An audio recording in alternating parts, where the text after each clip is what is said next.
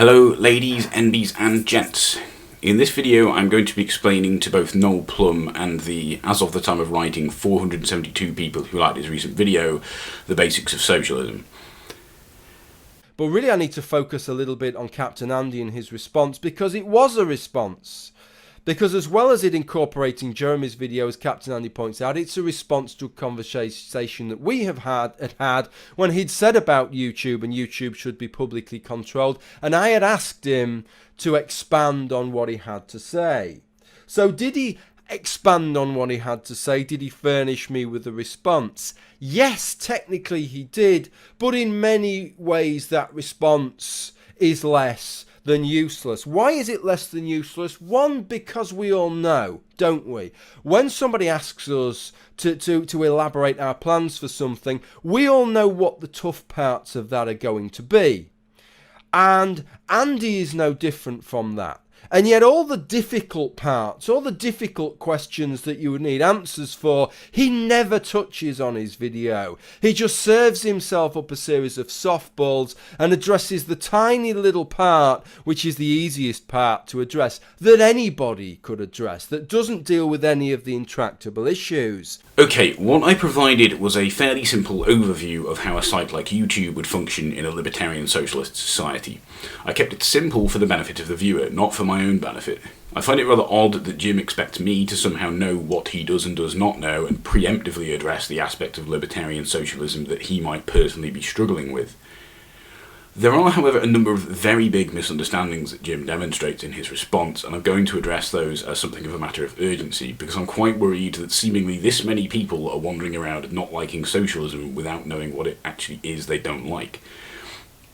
So first off, an agreement with Andy that capitalism is the problem, but it's only the problem insofar as quite clearly without capitalism we wouldn't have a YouTube to complain about in the first place. This is the first thing I need to correct. Capitalism did not create YouTube. Workers created YouTube. Capitalism simply means that said workers did not control means of production, rather the means of production were privately controlled. Socialism is not an objection to product, rather it is an objection to the means of creating that product being controlled privately. Jim might as well be saying, without slavery we wouldn't have railroads, or without Christianity we wouldn't have morals, when of course it should be obvious, as I'm sure it is to him, that it's perfectly possible for people to build railroads without said people being considered the property of other people, and it's perfectly possible to teach people not to commit murder or whatever else without invoking the authority of a deity. After all, although we live in a capitalist free market societies here in the West, state-funded solutions are not illegal. Cooperative action is not illegal. But how many state-funded YouTube equivalents exist? How many of Andy's beloved cooperatives have created a YouTube equivalent? I'll tell you, it's a big, fat, fucking zero. Jim's point here is even more ridiculous. For a start, he knows and acknowledges in this very video that I am a libertarian socialist, not a state socialist. So to use the failure of the state as some sort of argument against my political views is transparently ridiculous. If you want to argue with state socialists, go and find some state socialists to argue with. But secondly, he seems to think that the fact that cooperatives with meagre funding perform poorly in a system where wealth and resources aren't distributed evenly is somehow an argument against socialism, when if anything it's an argument for socialism. Organisations that have lots of wealth and resources perform better than organisations that don't? No fucking shit. That's precisely why socialists argue for the redistribution of wealth and with it the redistribution of power. There's a number of arguments all too common in certain right-wing circles, such as, white people must be genetically superior to black people, just look how much more successful they are on average, made by race realists, or men must be superior to women, just look at how much more successful they are on average, made by male supremacists. That's because the people who make these arguments refuse to accept that white people and black people and men and women are not competing on a level playing field, perhaps down to a lack of understanding of the complexities of social science. When it comes to rich people and poor people, though, that's about as basically quantitative as it gets. The evidence is presented in the form of cold, hard mathematical figures. As such, I find it utterly baffling that anyone can make the equivalent argument, i.e., organisations with lots of funding must be superior to organisations with very meagre funding. Just look how much more successful they are on average. It should be obvious to anyone that for cooperative organisations to realise their full potential, they must operate within the context of a cooperative economic system, not a competitive one. Jim would do well to read upon the Mondragon Cooperative Corporation or the myriad of cooperatives currently operating in Rojava, if he is short of examples of successful cooperatives. And as to his second point, nobody is demanding or legislating what YouTube has to do here. And there is nothing anti-capitalist about using your power as a consumer to try and leverage corporations and businesses into providing goods and services that are more in line with your expectations and needs. Nothing anti-capitalist with that whatsoever. If YouTubers are complaining about their videos being demonetized, which they are, and or complaining about the limits YouTube's terms of service place upon their creativity as professional YouTubers, then they aren't consumers. They are workers, and as I made clear in the video, there is something very anti-capitalist about workers coming together and organising themselves in opposition to conditions of work which they aren't happy about. Indeed, this is what we call a union. It's essentially the workers using their collective power to assert control over the means of production. This is precisely what we see happening when YouTubers mass mirror videos that have been taken down that they don't think should have been taken down, and when YouTubers find ways to monetize their content independently of YouTube. They are defying the authority of the private owners of YouTube, i.e. Google, and enacting their own will as the workers. To describe my relationship with YouTube as a worker is a bit of a stretch, Andy. Nope, not a stretch at all. You are someone who monetizes at least some of your content, and I'm assuming you're aware that any earnings you make through such monetization have to be included in your tax return at the end of the financial year. So I struggle to understand how you struggle to understand how you are a worker in this scenario. Work is, of course, a much broader concept than simply stuff people get paid to do, but surely even within that limited definition, Jim can see how he, as a YouTuber, is a worker.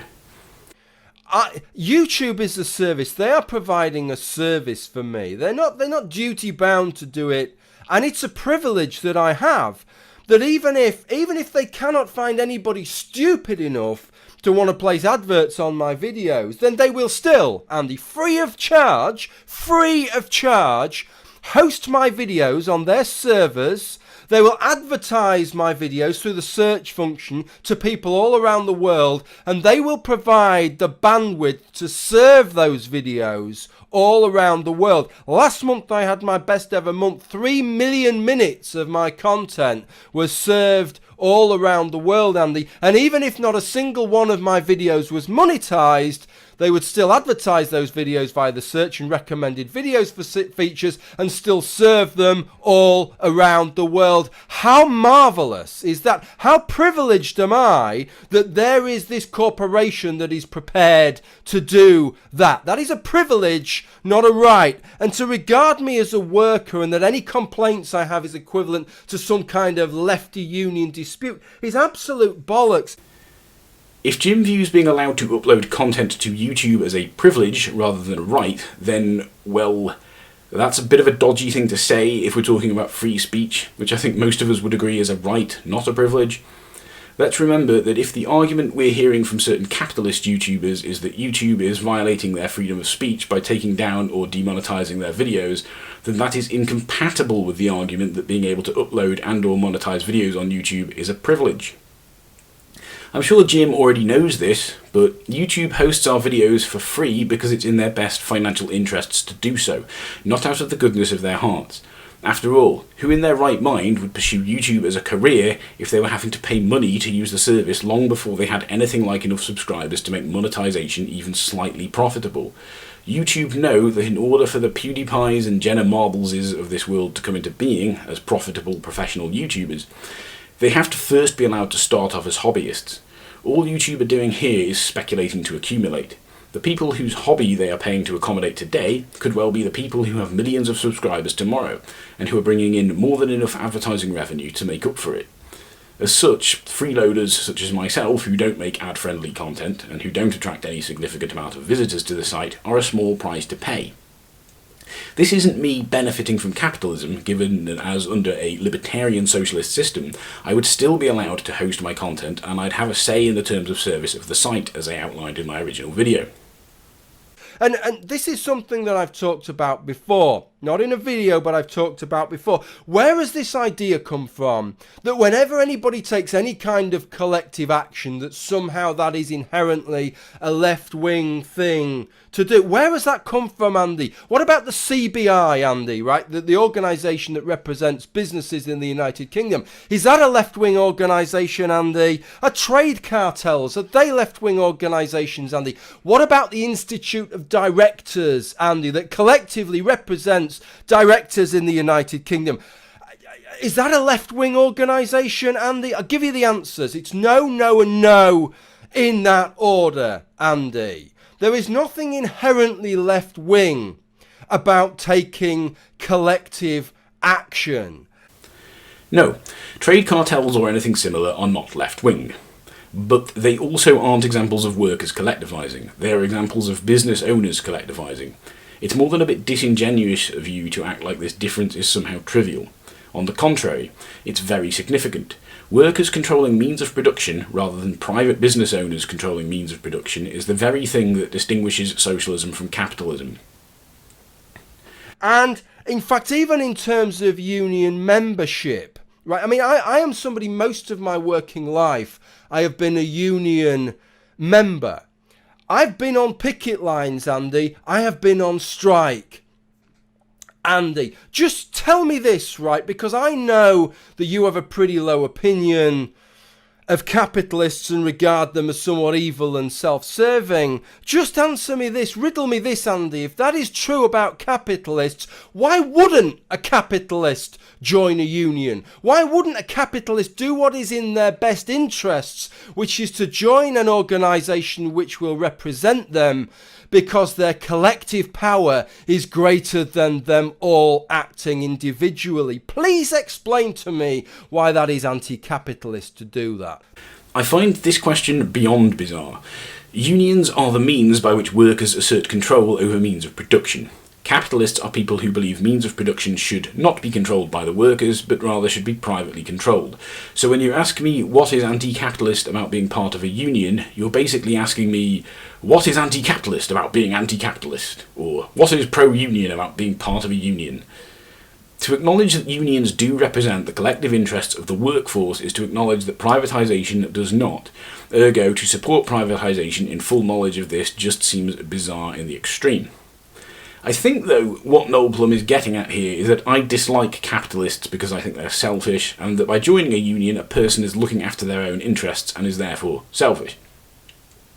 If that's the case, firstly, what I dislike is capitalism. Much like the old atheist saying of hate the belief, not the believer, I hate capitalism rather than I hate capitalists. That's not to say I don't hate any capitalists, just as I do hate some religious people, but I also see in both cases a significant number of believers who are genuine victims of a very deeply ingrained programming. Much as the devout Christian attributes their misery to simply not having prayed hard enough and thinks that God is testing them, the working class capitalist attributes their misery to not having worked hard enough and thinks that their struggle to make ends meet is actually a good thing because it's helping them build character, etc., etc. It of course always escapes their notice that not everyone in this supposedly fair and just system is enduring the same misery.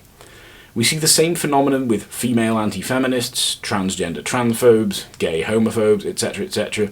In all cases, the unfairness has been reframed as a positive thing, something which builds character and somehow separates the wheat from the chaff. Given as none of these people want to consider themselves chaff, they endure, ignore, and worse, join in with the oppression of the very marginalised groups to which they belong, seeing such oppression not as oppression, but rather seeing it as a necessary part of life which helps build character. The fact that members of the equivalent privileged group seem to manage just fine without experiencing this supposedly necessary character building doesn't seem to make any of them twig.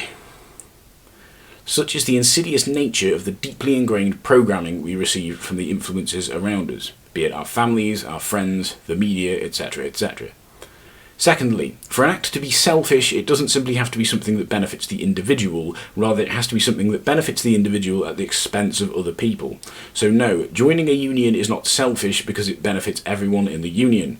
What is selfish is to seize private control of means of production because it disproportionately benefits you as an individual at the expense of other people, specifically the workers. This guy hates corporations, he hates the way they function, he hates what they stand for. Moreover, he believes we should overthrow the corporations. We should seize control from these evil, nasty corporations, and he wants to make his videos on YouTube telling us just how despicable these corporations are and how we have to smash these corporations.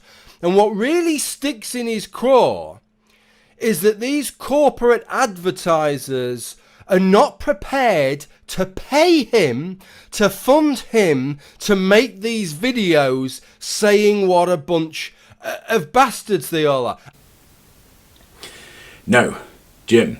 What sticks in our craw is that these corporations exist in the first place with the power to dictate which media content is and isn't acceptable based not upon its value to the public, but rather how profitable it is for them. Both Jeremy and I are libertarian socialists, not libertarian YouTubists. When we talk of workers seizing control of YouTube, I thought it was kind of obvious that this is part of a broader plan to seize control of all means of production. This very much harks back to my earlier point about how pointing out the failure of cooperatives within a capitalist system as evidence against socialism is absurd because obviously for a cooperative to thrive it has to exist in a system in which the odds aren't deliberately stacked against it.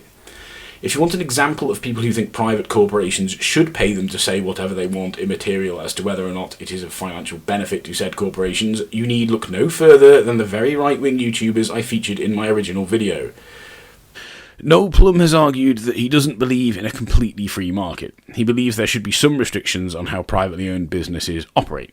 But this raises a very obvious question.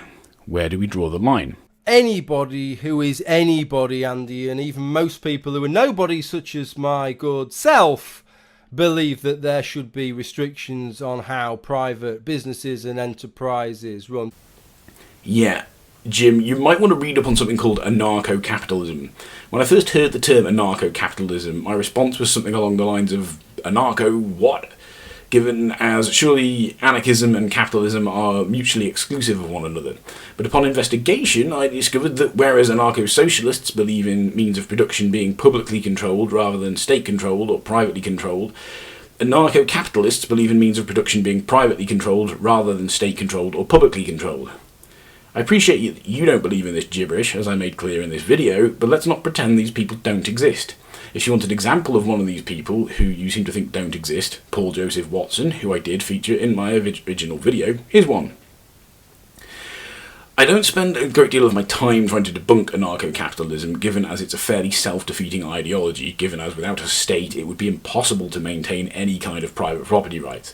This is why even the Libertarian Party of the United States isn't so libertarian as to believe in the complete abolition of the state, making their philosophy ever so slightly less absurd than that of anarcho-capitalists. That said, they do exist, particularly on the internet, and they are among the number of those right-wingers who hypocritically cry censorship when a privately owned video website chooses not to host their content. I didn't understand where you were going with this where do we draw the line, especially when elsewhere in your video you chastised people for saying who gets to decide and using that as a defence for nobody getting to decide. You seem to be using the where do we draw the line for saying there can be no line. It's either got to be publicly owned or it's got to be an unregulated free market where fucking anything whatsoever goes. I've got to say to you, Andy, I'm assuming you're in favour of elective abortion, of an age of consent, of a minimum wage, but who gets to decide, Andy? Where do we draw the line? How many months into pregnancy do we allow abortions to take place? Where do we draw the line, Andy? I just want to know how you would somehow put YouTube partially under private control and partially under public control. There's nothing insidious about the question. My issue with this notion is, as stated in my original video, all YouTube really does is hosts people's videos. So if the decision as to what content is and isn't appropriate were to be put into the hands of the YouTubers themselves, which is what a number of angry right-wing YouTubers seem to be demanding despite their supposed opposition to socialism, then what decisions are left for Google to make? This is the question I'm asking. The trouble is, though, despite you nearly busting a blood vessel ranting at me in your earlier video about me supposedly dodging this issue due to semantics about what the term free speech means, you now seem to be backing away from this stance and telling me that being able to upload videos to YouTube is a privilege, not a right. Meaning you've either decided that free speech can only protect people from government censorship, or that you've decided free speech is no longer a right and is in fact a privilege. Common thing with Andy in his video is that he doesn't like to deal with real life capitalists, with all the compromises and the messiness that is involved in that. He'd rather deal with straw capitalists and internet only capitalist warriors, which just don't really exist out there in the real world by and large. In the real world, even the bankers and the free marketeers not only accept regulation as a fact of life, but expect regulation, and in most cases welcome regulation in the fields that they are involved in. Jim, the people I featured in my video are real. People on the internet are real. Don't tell me I'm attacking straw men or that these people are internet only as though the internet isn't part of real life. No, people who are actually involved in business don't support anything as absurd as anarcho-capitalism because, as I mentioned earlier, they are sensible enough to know they need a state to protect their private property rights. So the first thing you talk about these communities, and it's as if in your mind YouTube functions as these kind of discrete communities. It's kind of like a Venn diagram where none of the sets bisect in any kind of way. And I have to say, I don't think anybody thinks that YouTube works like that. YouTube is one of the glorious things about YouTube is it's so messy, is that all these different spheres coalesce and intersect. And one of the models that you give is this idea, well, we could have all these different YouTubes, couldn't we? We could sort of split them up separately. But that would lose the magic of YouTube. You've just broken YouTube there because then everybody just stays in their own little bubble there. You've lost the magic of YouTube, which is the discovery that you take as these little sections go from one to another. Yep, this model is simply something I presented to point out that if people such as Baring are unwilling to compromise their approach, then any attempts at negotiation between factions on YouTube will be fruitless and segregation is the only option. That's why I call this model the uncompromising segregational model, as opposed to the compromising aggregational model. I don't think I should really have to explain why aggregating a group of people together with the aim of constructive communication will require compromise. If a Christian and I were to entertain the possibility of a debate with one another, for example, the Christian might request that I refrain from using any swear words during the debate. I might agree to this on the condition perhaps that the Christian not refer to me as a heathen or anything similarly insulting. If either of us, however, were to insist upon our own terms being met without being willing to meet the others, then obviously the debate is off the table. The compromising aggregational model is my preferred model. The uncompromising segregational model largely exists as an incentive for the various communities involved here to cooperate.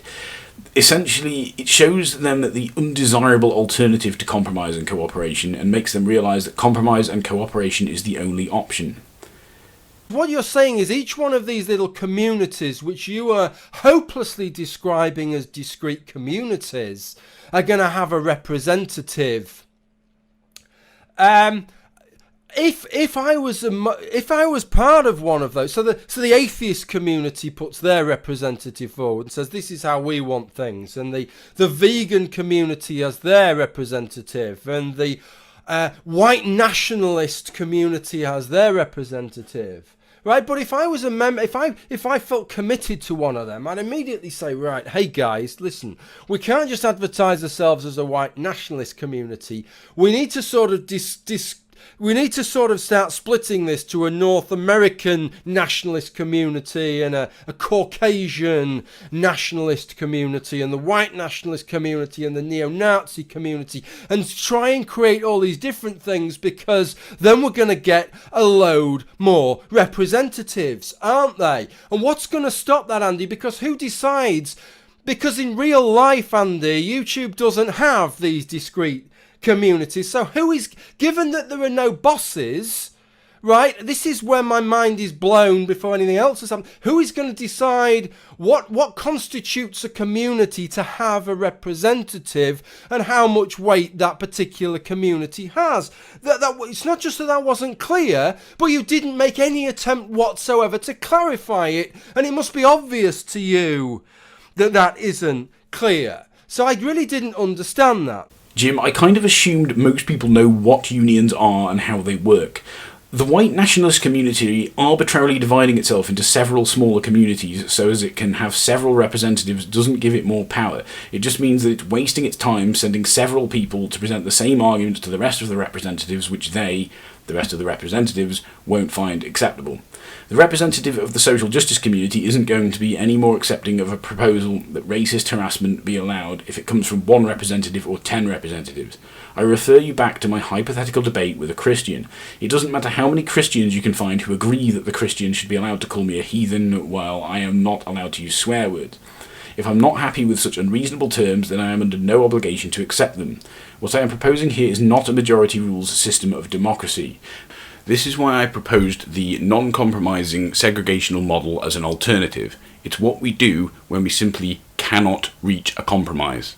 And then that brought us on to the system of governance themselves, and how do you go about electing something else? Which surely, if you're going to make this video, you have to give some kind of explanation as to how these people are going to be elected. You say, well, this is what we do anyway in a democratic system. We do. And we have a process. And I can tell you what that process is, Andy. How we elect our MPs in the United Kingdom that represent us. But you didn't do that. Does everybody get to vote? Are we going to have are you organising a global vote, Andy? Or is it only people in the West? Or is it only content creators? Or is it everybody who subscribes to YouTube? And how are by what practical way are you going to do this, Andy? Because you didn't outline that even in the slide. You didn't even attempt to outline it. I can't say the way that you're going to do it is wrong because you didn't even bother.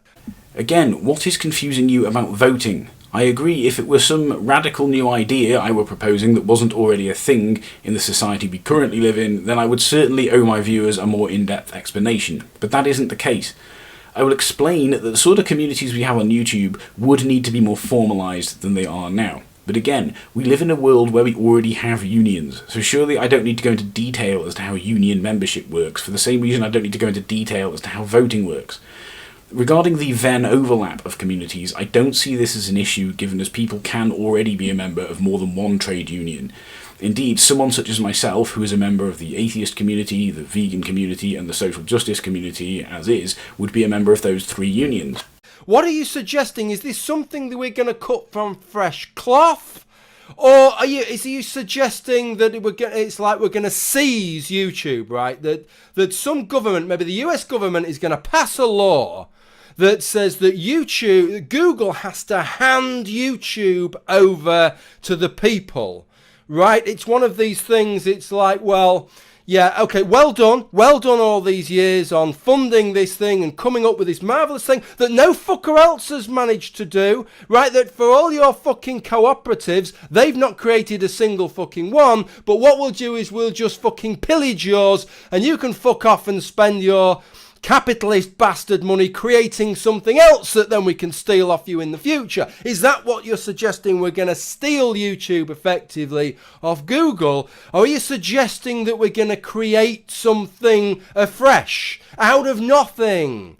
Andy, I don't even know where to begin with questions like this. I reiterate, I am a libertarian socialist, not a state socialist. I am not trying to empower the US government or any other state government to control means of production on our behalf.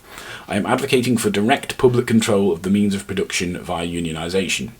Regarding whether the aim is to seize the means of production that already exist or to create new means of production, the former. Obviously, why on earth would we want to create new means of production when we already have means of production? Further, no. Google would not be free to continue privately controlling means of production in a socialist society. That's kind of the defining quality of a socialist society. No privatisation. If you're worried as to what would happen to the people currently running Google, they would be asked of according to their abilities and provided for according to their needs, same as everyone else. Regarding the notion of stealing YouTube, in order to make such an accusation, you'd first have to adequately demonstrate that Google are justified in claiming ownership of YouTube without appealing to law or appealing to tradition or committing any other logical fallacies. If you were arguing with another capitalist, you wouldn't have to bother with such an explanation, as you and they would already be on the same page, but that's not the case here. Libertarian socialists don't believe in any privately controlled means of production at all. They believe all means of production should be controlled by the public. As such, it is privatisation which we regard as an act of theft, not unionisation. Kropotkin put it quite well when he described private property as wealth acquired by the exploitation of man by man. Because if you are, or even if you're not, that brings us to the biggest one of all, which was kind of...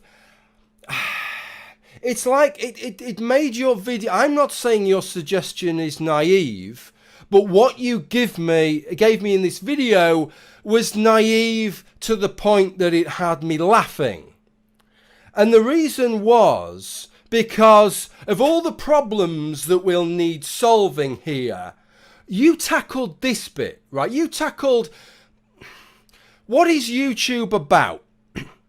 YouTube is about a huge undertaking, vast numbers of employees, incredibly complicated structure, huge amounts of infrastructure, Andy. Server farms the sizes of fucking warehouses dotted around the globe that are serving information on huge, great fucking fat pipes, right, with incredible amounts of backup and data integrity, and a responsibility for our data and to keep our data safe. Huge amounts of logistics involved, huge amounts of coding and investment required, and the management that all goes along with that. And how much of that did you deal with, Andy? All you talked about is how we're going to decide whether or not you're allowed to swear on videos. Do you see how fucking mind-numbingly naive that sounds when I hear you say? How are you managing the rest of this? Jim, what exactly is confusing you here? I focused on what is and is not allowed in YouTube videos because that is what these various white right-wing YouTubers choose to throw shit-fit after shit-fit about. If you want to know how the technical operation of YouTube would be managed under a libertarian socialist system, the answer is the same way all other means of production would be managed under a libertarian socialist system, collectively by the workers. You seem to be under the impression that if these means of production weren't privately controlled, then they would somehow all grind to a staggering halt. Well, come on, Andy. Look, this is...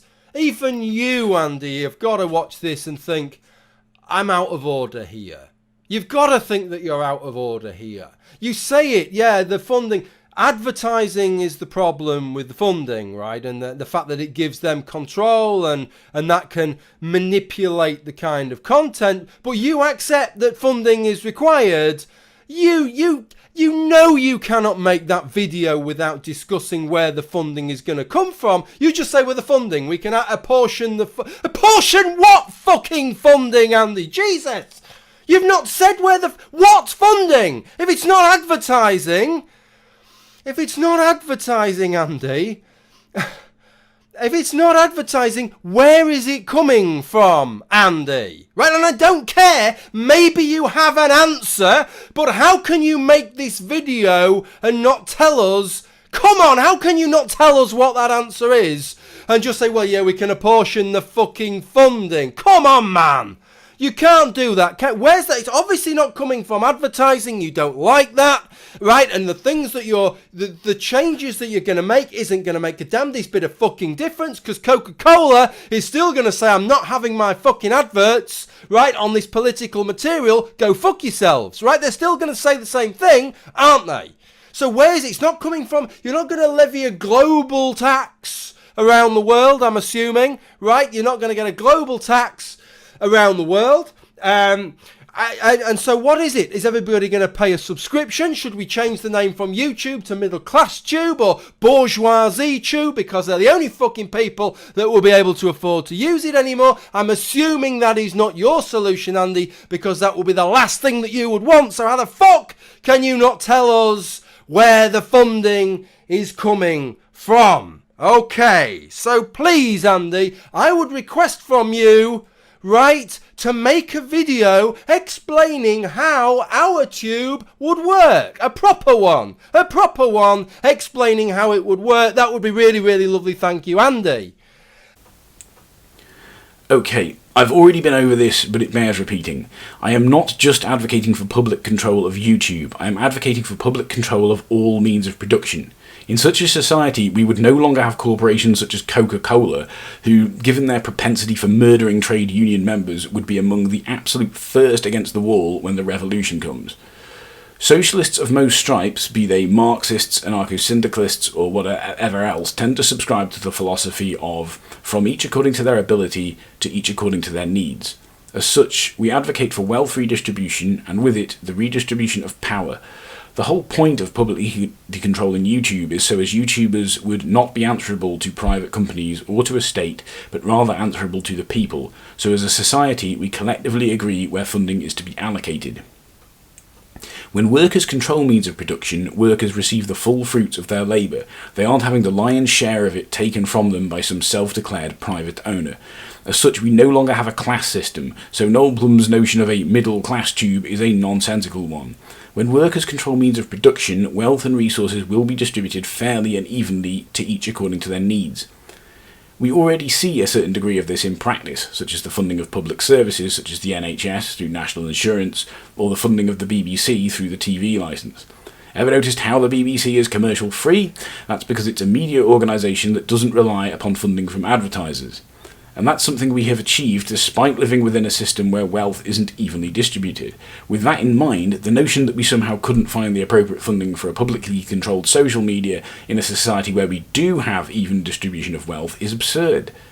As for myself, I don't have a problem with YouTube. I don't even have a problem with my material being demonetized. The specifics of it might wind me up if I think, well, do you know what? Bad decisions are being made here. The advertisers are making a bad decision, but I still accept that it is their decision to make. And if every single one of my videos was demonetized, right, I can understand that hurts, especially if you've relied on that revenue, and if you've put all your eggs into one basket and it is now your main source of employment, I can understand that. But it is still an honour, it is still a privilege that even if YouTube are not making any money out of monetizing your videos, they will still host them for you gratis, they will still broadcast them, serve them at their expense to perhaps millions of people around the globe. Right, I see that as a privilege, I don't see that as a hardship. Okay. Then what the fuck was this all about?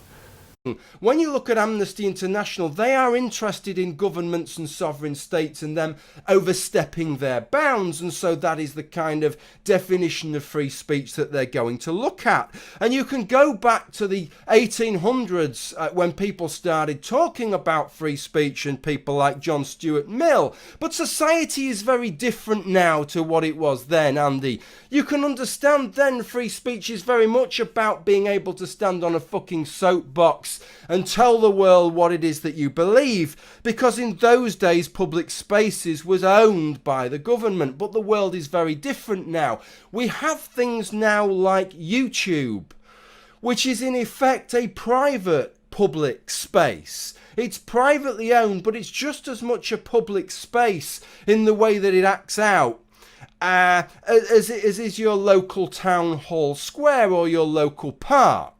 Right, and yet it is owned by a private organisation. There's no government responsible to it, but in effect, these are international public spaces. And so who is the government in these spaces? It's YouTube, it's Facebook, it's Twitter. And so I think we have every justification in looking at these as public spaces and the organisations that are running them as the equivalent to the government. Right, and that the idea of free speech needs to expand to take account of these. And if you go, no, bollocks, our definitions have to remain the same and have to be watertight, well, fine, Andy, right? If you want to go down that line, fine. But the arguments that are being made still fucking exist, don't they? So what do you want to do? You don't want to call it free speech, fine, but the arguments don't disappear in a puff of smoke just because we're not going to use the terminology free speech. So even if you want to be very, very dictionary literal about that and say, no, definitions can't change, we have to stick with a definition that was in place 200 fucking years ago, or the definition that Amnesty International use in a very specific context, which is their sphere of involvement, right? Okay, but what are you going to use in lieu of that? Because the issues are still there. Andy. Why the hell are you in one video busting a blood vessel about how I'm somehow dismissive of complaints by right-wing YouTubers that their free speech is supposedly being violated, only to suddenly act all blasé about the issue when I actually do address it and say that being able to say what you want on YouTube is not a right but rather a privilege? Your closing rant, Jim, doesn't need to be directed at me. It needs to be directed at the right-wing YouTubers in question who make these complaints. They are the people who think they have some sort of right to say what they want on YouTube. You are the one who considers it a privilege, which, if we are to accept capitalism as the preferred economic system, is correct. Under capitalism, the ability to broadcast your views is a privilege, i.e. it is afforded to some more than others. This is why the majority of news media is conservative. Being able to push one's own agenda via the news media is a privilege individuals like Rupert Murdoch have and a lot of other people don't have. This is why in 1993 Murdoch forbade any of the media he owned from reporting on human rights abuses in China, because, as Davies explains, he was so keen to win the favour of the autocrats in Beijing. This is how media operates within a capitalist system. The rich and the powerful get to decide who has a voice. It is indeed, as Noel Plum says, a privilege, not a right. In a libertarian socialist system, however, media is publicly controlled, ergo having a voice is not a privilege, it is a right. This was my whole point when I said in my original video that I have no problem with socialists calling the taking down of videos by YouTube a free speech issue, but I have to call foul when capitalists do it. To address anyone who is wondering how I plan to bring about a libertarian socialist society, explaining that was neither the point of this video or my last video. If you want a broad answer, the anarcho-syndicalist method of seizing means of production focuses on unionisation. If you want more information on anarcho-syndicalism, I'd recommend you do your own research, and I'll recommend a video by Noam Chomsky on the subject to get you started, which I shall link in the description. Thanks for watching.